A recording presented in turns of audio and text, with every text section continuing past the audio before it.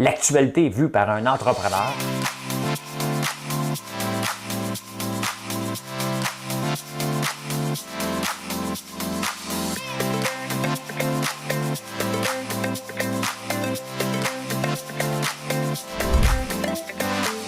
Ça bulle, parce que des fois j'ai des bulles, mais ça bulle.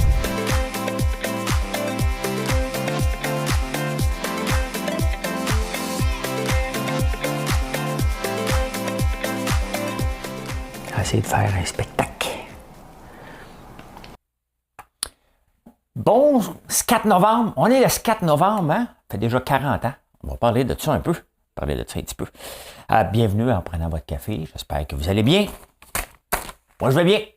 Se réveiller tôt. C'est pas grave. On s'en fout. Je parle tout le temps à quelle heure je me réveille. Ça vous intéresse pas pantoute. Je me cherche des amis. Tu sais, quand tu te cherches des amis, tu veux parler de tes affaires. J'ai reçu un appel hier soir que je vais vous raconter. Assez troublant. Assez troublant. Je devais le prendre. C'est une amie d'enfance, mais que je n'ai pas parlé depuis des années. Mais je l'ai pris l'appel, je vais vous raconter ça. Il y a un nouveau lait qui arrive au Québec. Je ne suis pas contre les producteurs de lait, mais je dois quand même en parler. Hein? Coder, on sait tout. On sait tout, c'est sûr. On finit toujours par tout savoir. VP, c'est Valérie Plante. Hein?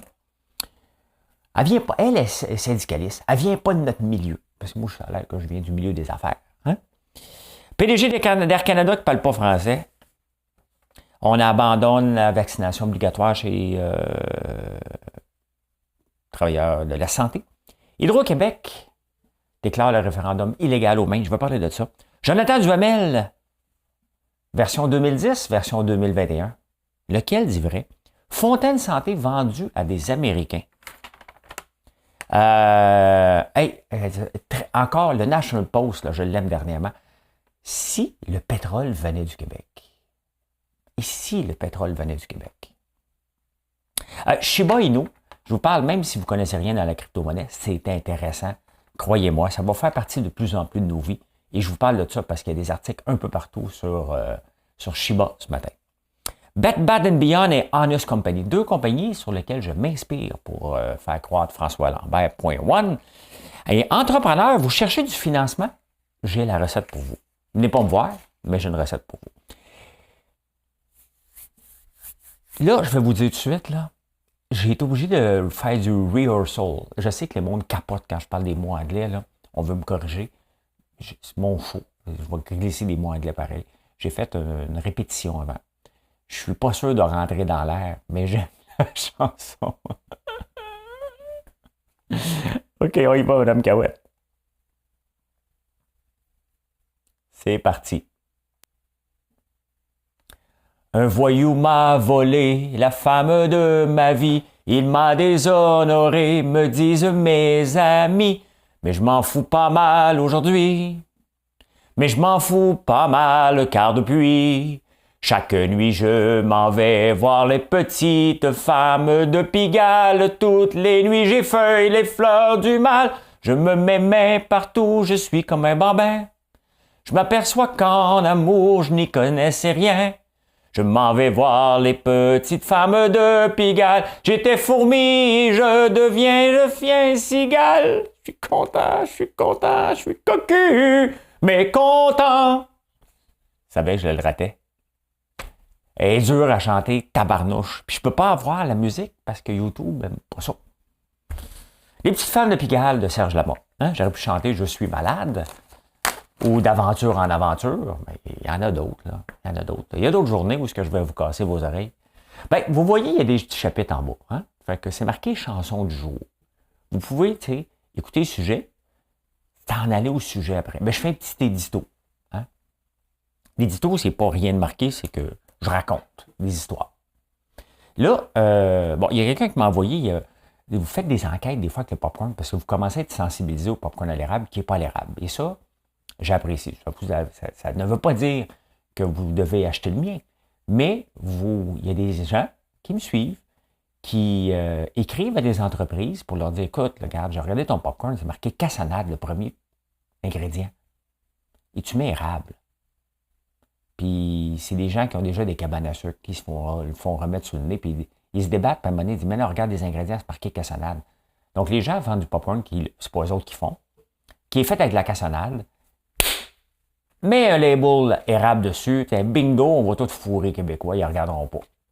Puis là, vous allez manger ça, vous allez dire, c'est même pas bon. Comme le Cracker Jack, c'est pas tellement bon. Hein? Hey, je vous parle d'une situation. OK, je ne donnerai pas de nom, là, faites-vous-en pas. Hier, je reçois vers 7h15 un messenger d'une amie d'enfance que j'ai pas vue depuis 10 ans peut-être, depuis un bout de temps. Puis j'ai vu brièvement dans une aréna, un aréna. Et elle veut me parler immédiatement. Je dis, bon, qu'est-ce qui se passe? Et là, je l'appelle et elle me raconte l'histoire. L'histoire, c'est, tu sais, les gens pensent que je suis un journaliste et que je peux sortir des histoires. La réponse est non, je ne fais pas ça. Okay? Je ne suis pas un journaliste d'un. Ils m'ont raconté une histoire sur un acteur que je connais, une connaissance. C'est pas quelqu'un que je connais personnellement, là.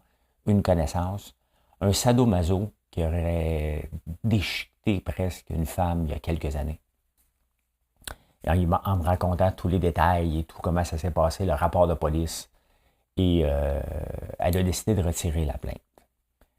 Son ami, qui avait été à la police avec elle, il y a un rapport de 70 pages de l'hôpital, parce que quand elle est arrivée à l'hôpital, elle était littéralement charcutée. Et là, il me dit, qu'est-ce que tu peux faire? Je ne peux pas rien faire. Tu sais, c'est triste, parce que je ne peux pas rien faire, moi. Il me raconte peut-être une histoire pour salir la personne.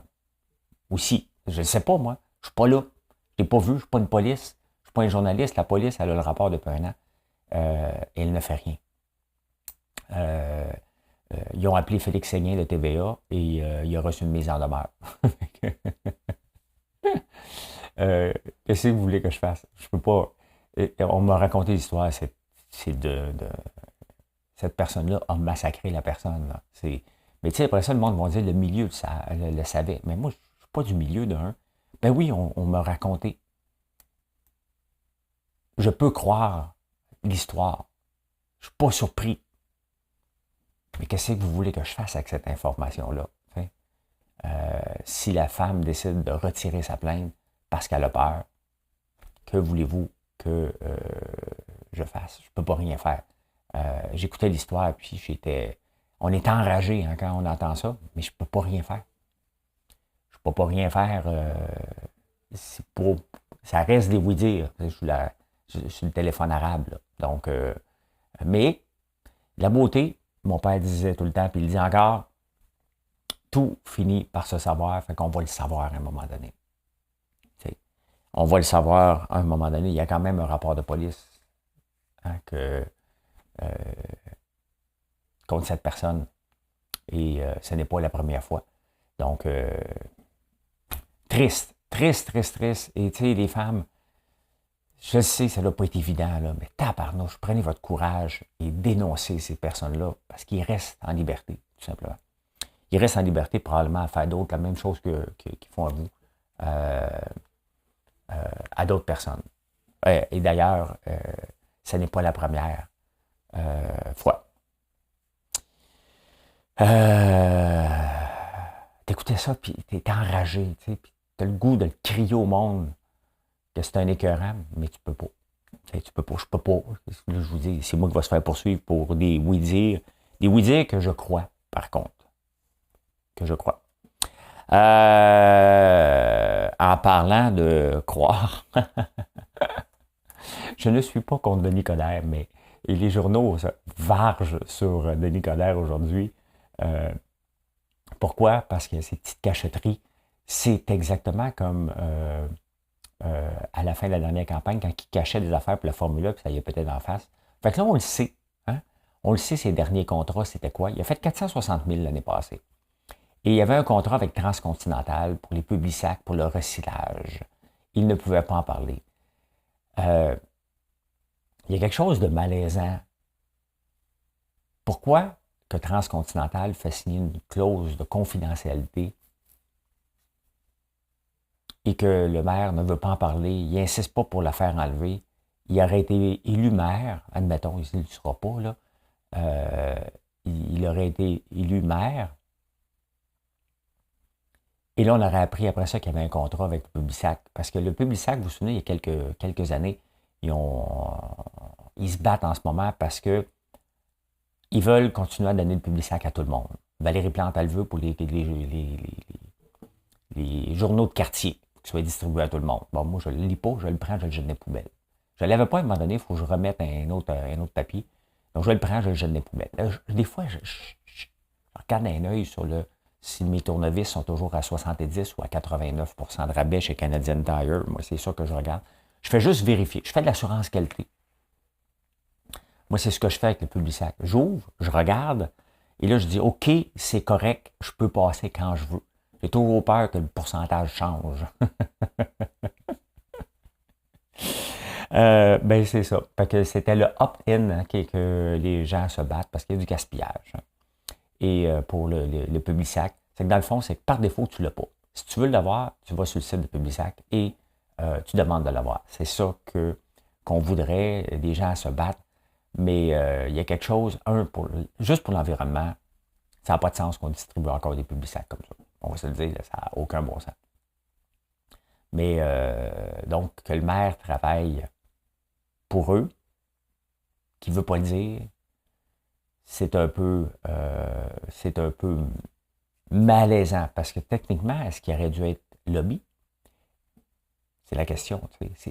C'est tout ça. C'est des cachotteries qu'on est obligé de savoir en demandant. As-tu fait ça? Ah oui, j'ai oublié de te le dire. OK.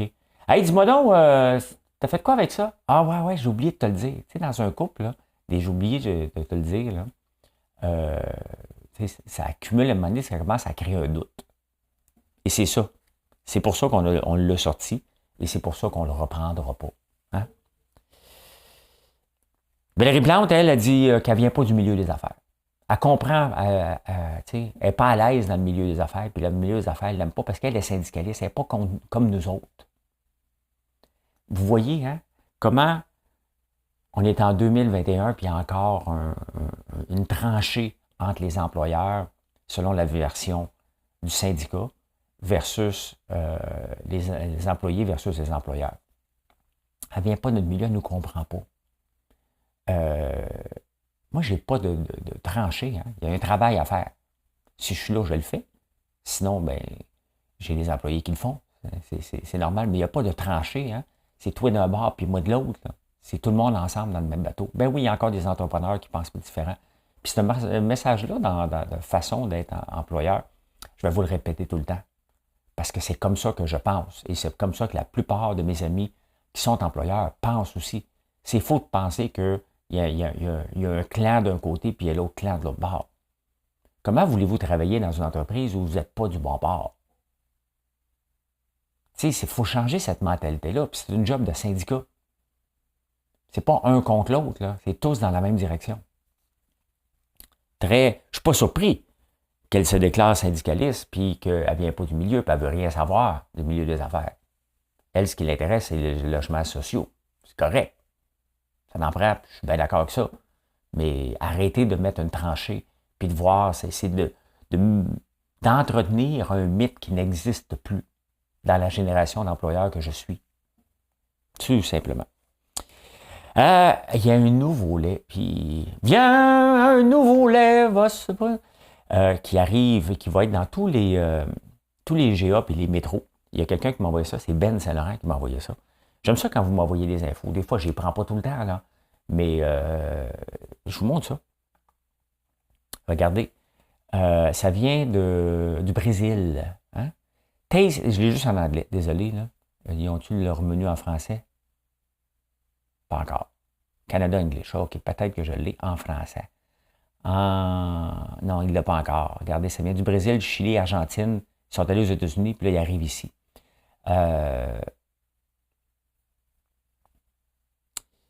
Nut milk. Donc, c'est à base de plantes. Ça a l'air que ça goûte c'est sûr que je vais y goûter, là. Hein? C'est sûr que je vais lui goûter à ce lait-là. Qui est derrière ça? c'est une licorne. Donc, c'est une licorne, donc c'est un lait. Voyons, tabarnouche. Hein? OK, prends ma blague.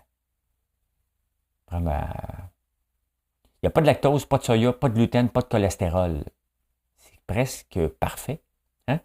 Puis je suis pas en train de faire la promotion, je ne suis pas payé par Not Milk.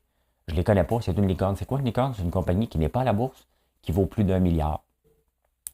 Et ils viennent de les rentrer dans les GA et les métros. Et pourquoi je vous parle de ça? Parce qu'en même temps que ça s'est annoncé, il y a le lait qui augmente de 8,4 et de 12,4 pour le beurre. Et c'est comme si la Commission canadienne du lait vivait en vase clos. Puis je ne suis pas contre les producteurs, je le répète, là. Mais vous voyez toutes les alternatives qui commencent à pousser, qui mettent le lait dans une classe à part, dans un coin. C'est tous contre le lait, hein? Tous contre l'industrie du lait. Et l'industrie du lait ne pourra pas gagner en augmentant les prix et en faisant semblant qu'elle est dans un vase clos. Le lait de vache devient presque un produit de luxe. Et c'est ça que les producteurs de lait doivent faire attention. Je comprends qu'ils pensent à court terme, mais il y a l'entreprise Kodak qui a pensé aussi à court terme et elle n'est plus là. Si on veut que nos producteurs laitiers soient encore là dans 10 ans, 15 ans, c'est pas en se comportant comme ils se comportent en ce moment, en faisant semblant qu'il n'y a pas d'alternative, qu'il faut se protéger contre le lait américain. Non, non, le lait américain, on s'en fout. C'est plus ça qui est important. Si notre milk est bon, puis les gens adoptent, ça goûte le lait, là, c'est sûr qu'il va y avoir des campagnes contre ça, là, parce qu'on ne peut pas appeler ça le lait, parce qu'il appelle notre milk. Je ne sais pas en français, ça va être quoi. Mais c'est un peu comme le lait Fairlife que je vous ai parlé, c'est comme les laits de soya. Vous voyez toutes les alternatives qui s'en viennent attaquer notre boisson qu'on met dans les céréales, puis dans le café. T'sais. Fait que c'est quand même drôle que on est tous fiers de Beyond Meat puis de la viande alternative, mais dès qu'on a une alternative au lait et que j'en parle, on me démolit. Ce n'est que de l'information que je vous donne. Mais de l'information parce que, en tant qu'entrepreneur, je dois constamment faire face à la concurrence et je dois m'adapter. Si je réagis face à la concurrence en augmentant mes prix pour dire « Oh, la concurrence me fait baisser mes prix, je vais monter mes prix pour faire plus d'argent », c'est bien évident que dans un monde sans gestion de l'offre, je meurs. Dans un monde sans gestion de l'offre, si tu n'as pas de clients, tu meurs aussi. C'est ça qu'il faut qu'ils fassent attention. Si j'étais un producteur de lait, si j'étais les producteurs de lait, définitivement que je lancerais du lait d'avoine. Je me ferais ma propre concurrence en disant « On ne fait pas juste ça, on fait pousser de l'avoine sur nos terres. » Il y a un jeu à faire avec cette histoire-là du lait d'avoine que les producteurs de lait doivent prendre, doivent faire leur propre concurrence. On en reparlera au fil des années, mais vous allez voir. Ben oui, au fil des années, on est encore là, c'est ce que je vous dis. On est encore là. Mais je m'en vais voir les petites femmes de Pigalle. Je l'ai plus quand je ne suis pas les paroles. Les petites femmes de Pigalle. Je suis cocu, mais content. Je suis pas cocu, là. Des fois, je peux chanter des chansons pour le rythme. Hein? Là, celle-là, je l'ai manqué, mais je veux juste vous mettre ça dans la tête. Hein? Je m'en vais voir les petites femmes de Pigalle. Fait que, ouais, regardez ça. Je vais y goûter notre milk. Peut-être qu'il cherche un porte-parole.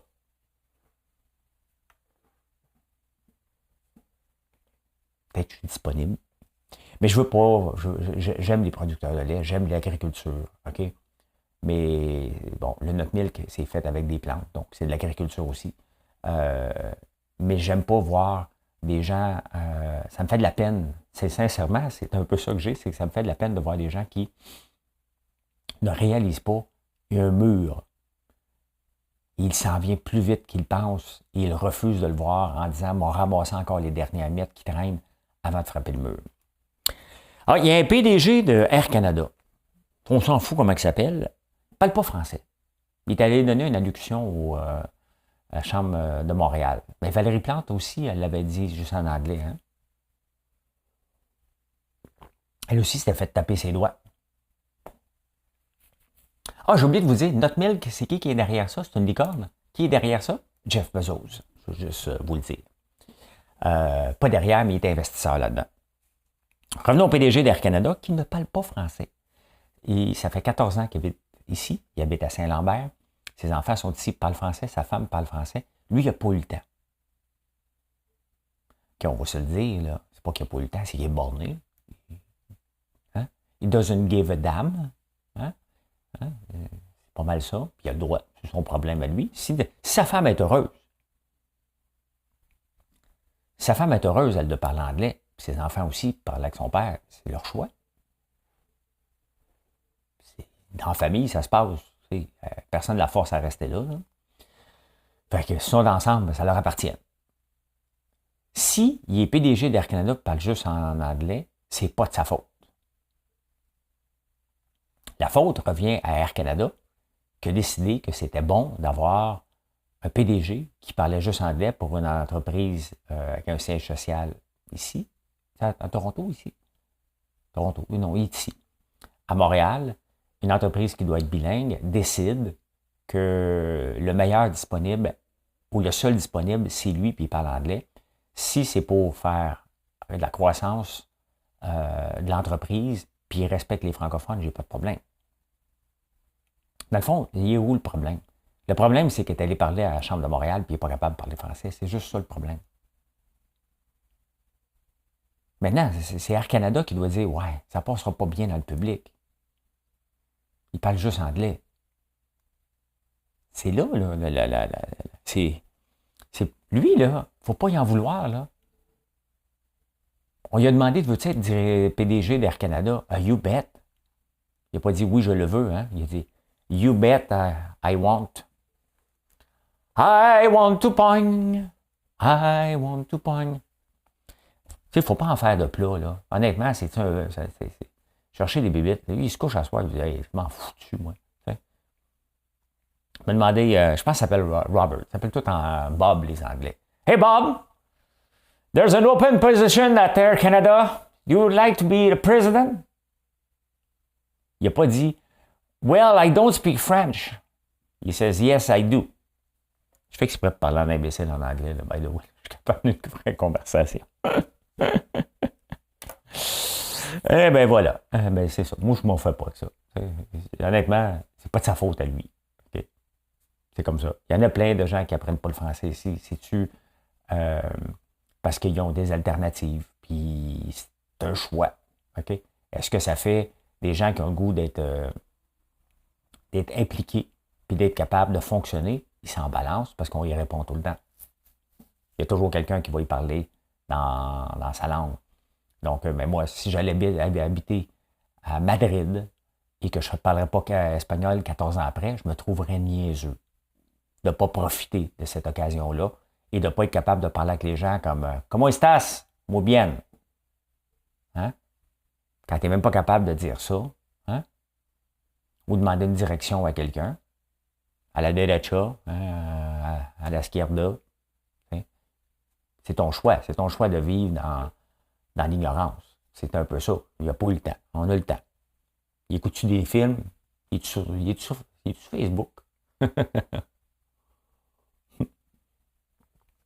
Ben, c'est ça.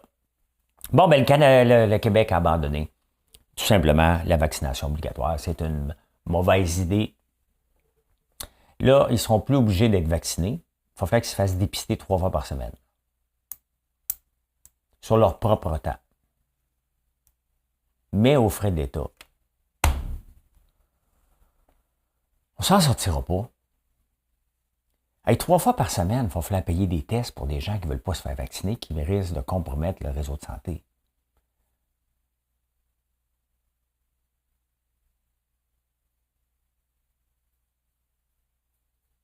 Sincèrement. Christian Dubé, là, il était comme ça, puis là, c'est la descente. Il est comme le titre Squid Game hein, dans les tokens. Il est parti de 0 à 6 piastres à 0. Puis là, il remonte. Tout le monde dit que c'est de la fraude. C'est de la fraude, puis le monde le rachète. Il faut être cave en maudit. Non, mais sincèrement, on va payer pour des gens Il y a des choses dans la vie, moi, qui me dépassent, tout simplement. Tout simplement, ça me dépasse de voir que l'employeur va payer pour que ses employés, qui devraient être vaccinés parce qu'ils travaillent dans le... S'il y a une gang, il va dire, OK, regarde, on comprend. Donc, on va payer pour que tu sois dépisté 3 fois par semaine pour que tu puisses venir travailler non vacciné. Mais tiens, moi qui ne comprends pas, qui ne trouve pas ça normal.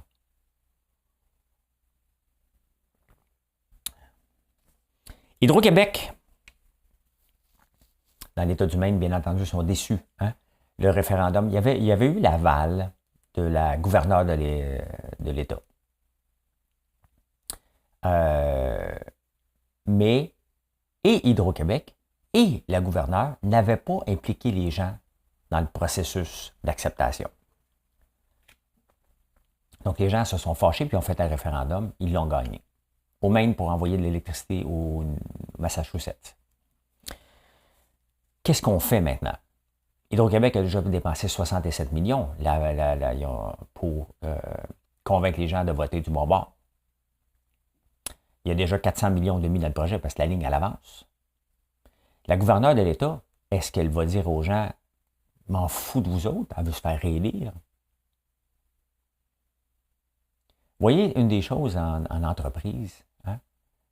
Ce que les gens ont peur, là, les gens aiment le changement, by the way. Ce qu'ils ont peur, c'est le chemin pour s'y rendre. Et comment on fait pour s'assurer que les gens embarquent avec nous lorsqu'on propose des changements? C'est des impliqués. Et c'est exactement ce que l'État du Maine n'a pas fait. Et c'est exactement ce qu'Hydro-Québec n'a pas fait non plus. Et les lobbyistes qui sont un peu jaloux de ce contrat-là, hein, des autres compagnies, ont décidé d'attaquer de plein front, de plein fouet. Sophie Brochu, la présidente d'Hydro-Québec, dit « On va se défendre à coups de millions ». Ça me gêne un peu de lire ça. Qu'une présidente d'une entreprise s'est dit « On va se défendre à coups de millions », c'est parce que c'est nos millions. On va en mettre combien de millions pour se défendre en cours? Parce que là, c'est déjà en cours. C'est sûr que maintenant, il faut se battre. Là. Mais il fallait se battre auparavant.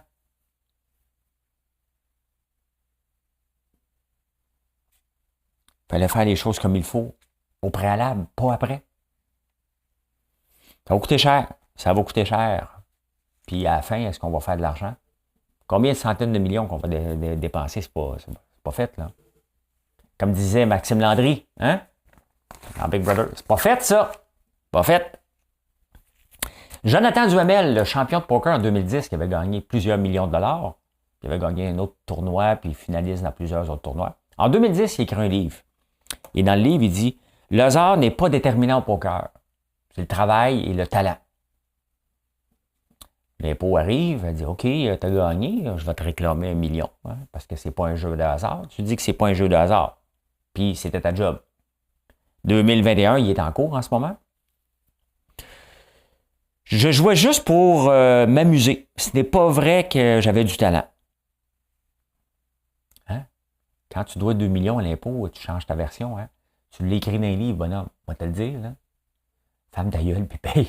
Okay? C'est pas un jeu de hasard. C'est comme si moi, je dis à la bourse, je fais du day trading. Je fais des placements à long terme avec la RBC, puis j'en fais moi-même, et je fais du placement à court terme, très court terme, à court terme et à très court terme aussi.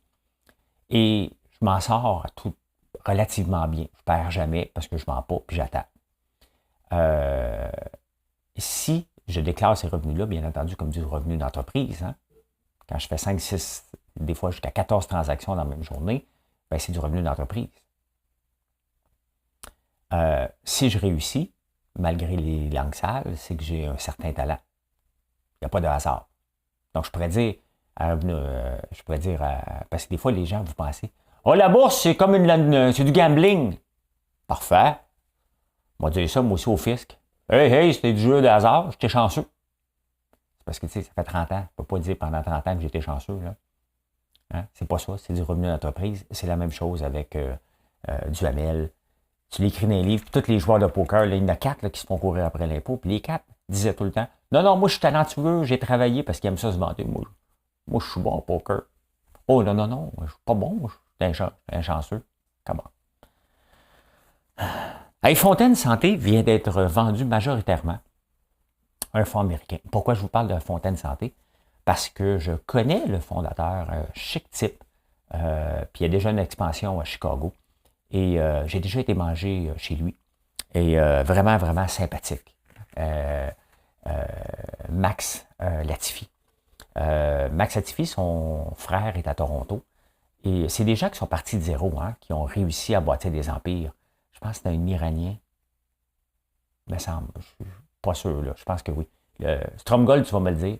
Stromgold qui est maniaque de Formule 1 parce que son fils, son gendre, dans le fond, son neveu, il est dans la Formule 1, hein, Latifi, qui est de son frère à Toronto. Il vient d'être vendu une partie. C'est sa fille qui gère aussi les opérations ici. Bref, c'est une très, très belle entreprise. Puis, il faut se féliciter quand même si la majorité est vendue maintenant aux États-Unis, mais ça donne de l'expansion et probablement les produits Fontaine Santé qui sont faits dans le coin de Blainville, si je ne me trompe pas, vont pouvoir être exportés encore davantage aux États-Unis.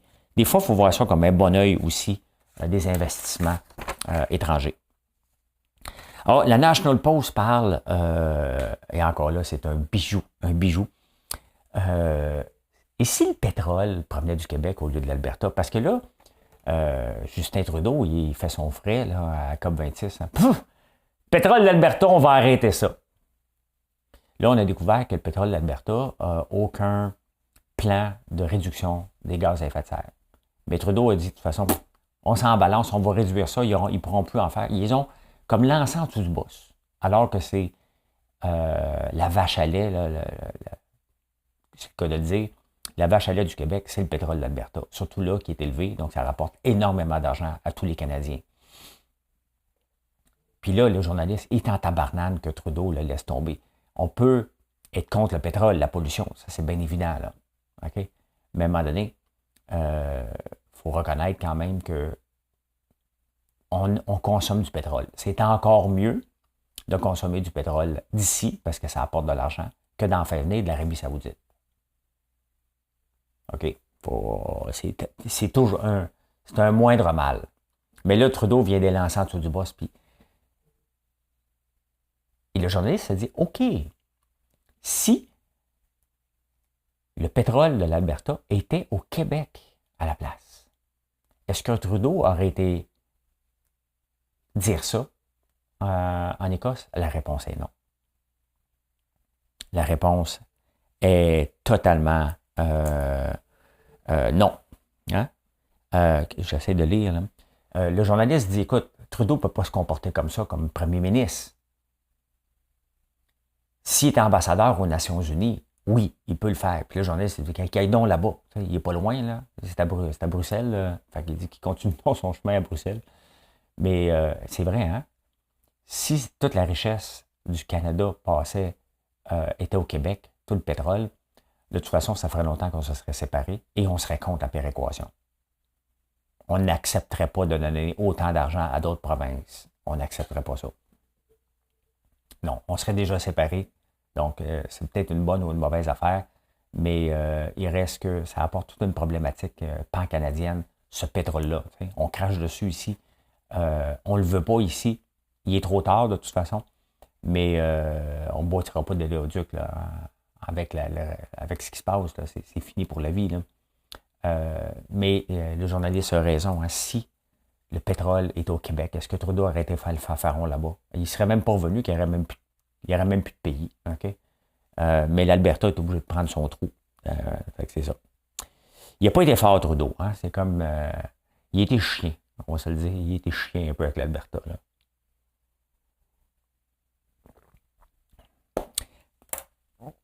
Le coin Shiba Inu, je vous montre ça. Puis c'est pas, même si vous ne connaissez pas, tranquillement, je vous parle un peu de la bourse, puis pas beaucoup, je fais des petits segments. Mais je vous montre, je vais vous amener avec moi.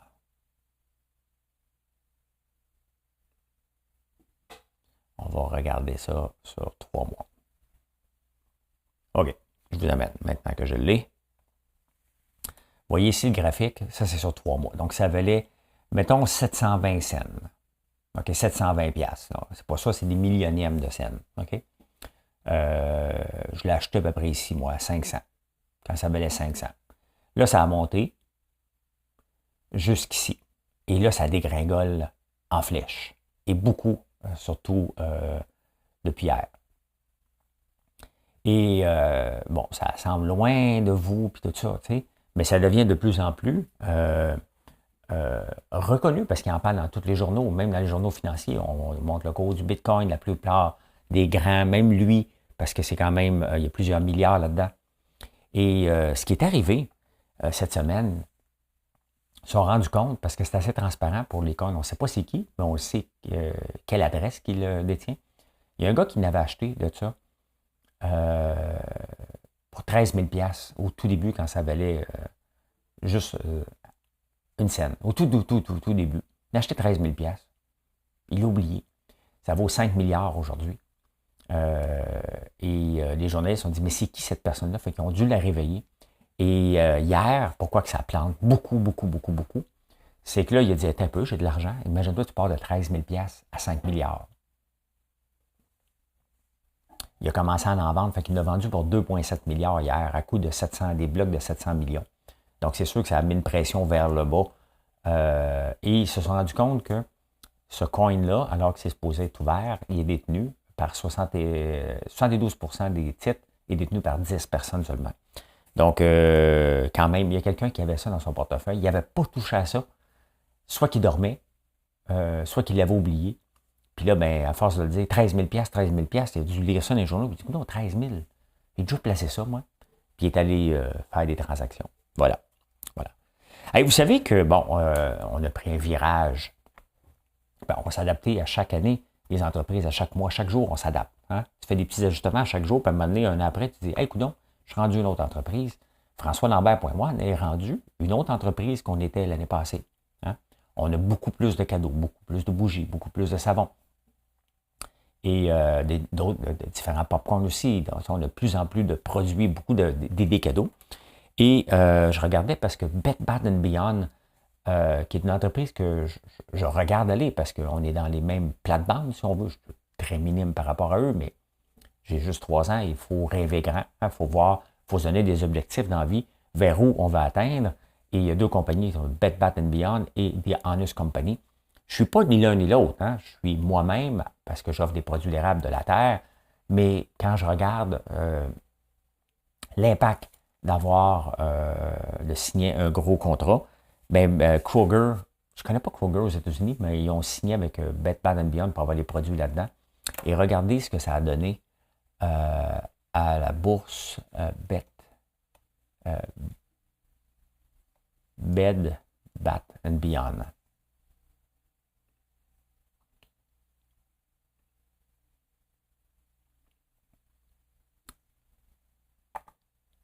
Et mais regardez, hein, ça traînait et était à 14 $. Et là, tout à coup, il annonce, ça monte à 33 $ pour rebaisser. C'est normal un peu, c'est ce qu'on appelle le pump and dump. Mais tu sais, c'est comment des contrats majeurs peuvent faire la différence dans une compagnie. Et c'est ça qu'on vise. Bon, je vous l'ai dit, regardez, on va rentrer bientôt dans les Shoppers Drug Mart en Ontario. Bon, on est déjà dans plusieurs Provigo ici, plusieurs IGA, dans Patrick Morin, les Super Soirs. Donc, tu sais, ces genres de contrats de distribution-là qu'on a, bien, permettre la croissance parce que c'est sûr qu'on vend beaucoup en ligne et ça reste 80% de bon marché. Mais je rêve de décrocher éventuellement des Costco, des contrats pan-canadiens puis d'exporter aux États-Unis.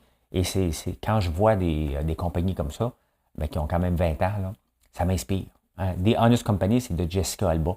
Et c'est ça que comme entrepreneur, vous devez avoir des modèles et dire, regardez, puis tu regardes le temps après. Tu regardes depuis combien de temps ils sont fondés, comme des Honest Company, je pense que c'était fondé en 2008, on est en 2021, ils viennent de faire leur apparition à la bourse. Donc, on le voit que ça prend du temps, des entreprises, avant d'avoir une masse de clients, d'être reconnu, puis qu'à un moment donné, tu dis, OK, on vient de passer à une autre étape.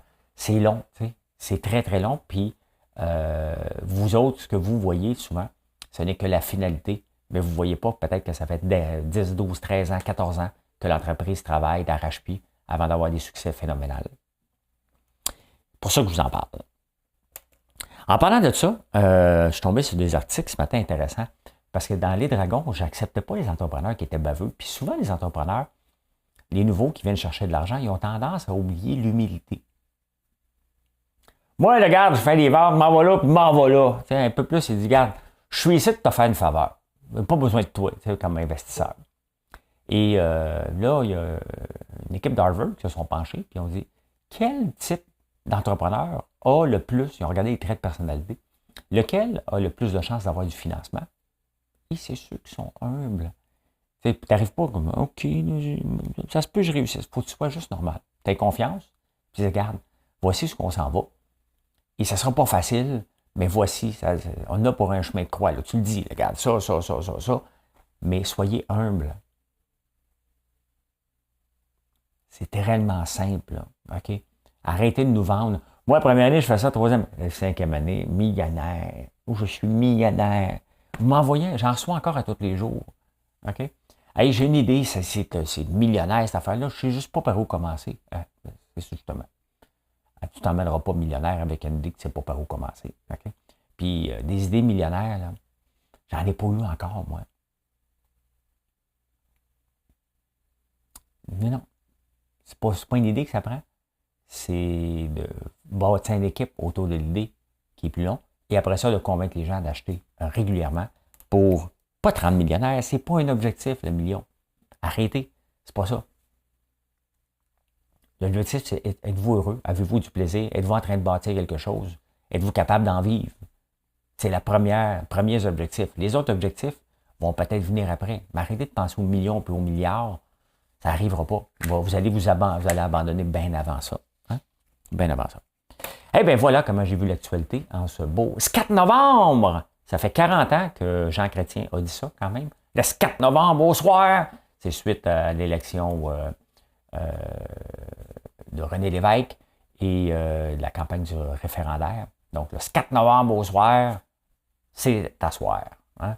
Je ne sais pas c'est à quelle heure, il doit être vers 20h22.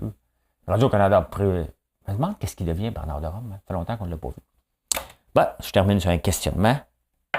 Merci d'être là. N'oubliez pas de faire un like, de vous abonner, la clochette. Vous connaissez le rituel. Merci d'être là. Je suis dans la bourse, 9h20 à 10h15 sur YouTube. Bye, bonne journée.